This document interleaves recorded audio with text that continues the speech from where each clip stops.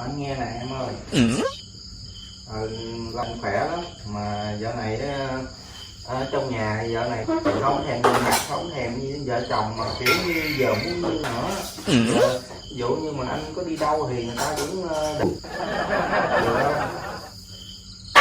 chứ đây người ta không ai mà ưa anh nữa em ơi. Kiểu này ở chung với nhau mà như giờ sống chung sống chung trong nhà mà không thèm nói chuyện đâu, thèm liếm xỉa vậy đâu. Không mấy chụp có một tí là người ta nói em nghe không, thao chén nồi quá. Không được không? Hả? Hả? Chắc sống chung được không? Quánh vậy sao sống? Đây vô duyên nha. Anh nói không lâu như đó ai nhọt rồi đó, người ta tự ra mặt rồi, giờ người ta đâu có thèm mình nữa đâu. Đánh đập rồi. Không có đạp nhưng mà kiểu như tránh xa cũng như đạp rồi. Chắc ôm đồ đi quá. Đây không ai cần. Ở trong nhà làm gì? Rồi tại ai? Ủa tại ai, anh làm gì đâu? Bạn có đánh không? Mà em đánh này cỡ 2 quả đẻ hả? Không. Được. Giờ sao? Cho nổi một con mắt đến. Ý kiến gì?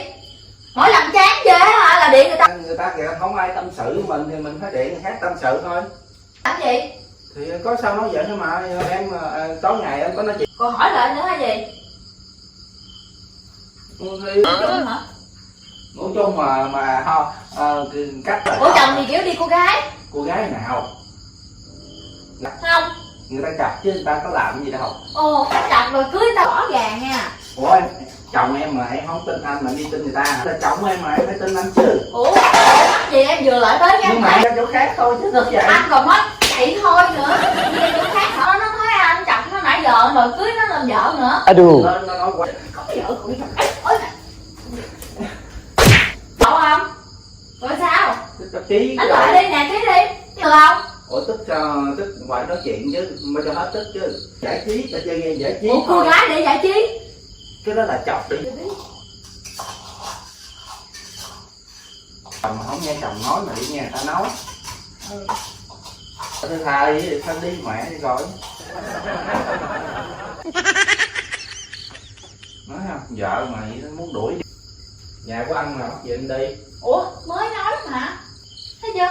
Có bao giờ hả giận mà năn nỉ đi đâu. Toàn là chồng đi. Nhờ vậy anh nói vậy em mới lên. Có bao giờ hả mà năn nỉ xin lỗi vậy không? Đó. Thôi nè. Chị có xin lỗi được rồi. Làm người ta tức thêm nữa chi vậy? Em mới nói là Không có chuyện nữa. đó, vậy đó. Chứ đâu có nói chuyện đâu. Sao không câm luôn đi. Phải nha phu nhân. Xin lỗi ha. Đòi gì nữa. Giờ xóa game rồi có chơi nữa đâu. Tối ngày em chơi game đó em cũng cua chai vậy. Không có cua. Nhắn tin với nó em nói là hả anh không cho chơi game, không cho nói chuyện nó nữa, em đi coi mình nên. Người ta chơi thì không được. Anh là anh cua gái theo kiểu khác. Còn em đi chơi mấy bài hay gì? Trời con nít bây giờ nó tài ba lắm. Vì giờ xin lỗi là tối có cho ôm Không. thì chuyện gì đến nó cũng sẽ đến thôi. Không. Xin lỗi. Ngứa rồi phải xin lỗi chứ gì? Nhưng 3-4 ngày không nói chuyện cũng khó chịu chứ bộ. Em không khó chịu à? Ngoan. Không. Rồi muốn sao? Thì xin lỗi rồi mà còn mình đặt chảnh. Mình đặt chảnh. Ừ tối ngủ hoài. Đăng ký kênh ủng hộ mình nha. Bye bye mọi người, hẹn mọi người ở clip lại sau nha. Bye bye.